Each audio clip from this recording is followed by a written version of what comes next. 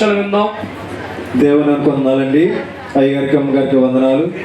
మరి తను పురేల గురించి వస్తున్నారండి. రాంబాబు గారు తనకి 2 సంవత్సరాలు బట్టి కడుపులో పేగు ఇన్ఫెక్షన్ అయ్యి పుళ్ళు పడిపోయి అంటండి.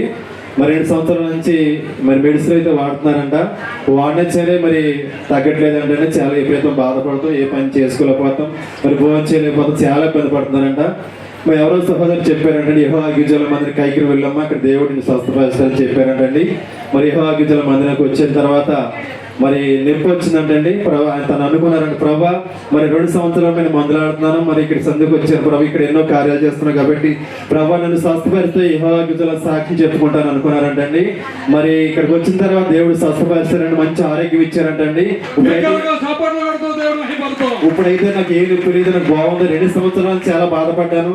ఈ మందిరం రాగానే దేవుడు నన్ను స్వస్థపరిస్తే ఇటు బలైతే నా పని చేసుకోవడం తినగలుగుతున్నాను, మంచి ఆరోగ్యం ఇచ్చారని సాక్షి ఇస్తారండి. అదేవిధంగా బాబుకి ఎప్పుడైతే జ్వరం వచ్చినట్టు హాస్పిటల్ తీసుకెళ్తే మరి హాస్పిటల్లో 1 రోజులు పెట్టాలని చెప్పారంటండి. ప్రభా నేనైతే హాస్పిటల్ పెట్టాలని ఆర్థికంగా మరి ఇబ్బందిగా ఉంది, నా బాబుని స్వస్థపరిస్తే కనుక నేను తైలం రాస్తున్నాను, యెహోవా గిరిజనుల సాక్షి చెప్తాను అనుకున్నారని దేవుడు స్వస్థపరిచి మంచి ఆరోగ్యం ఇచ్చారంటండి.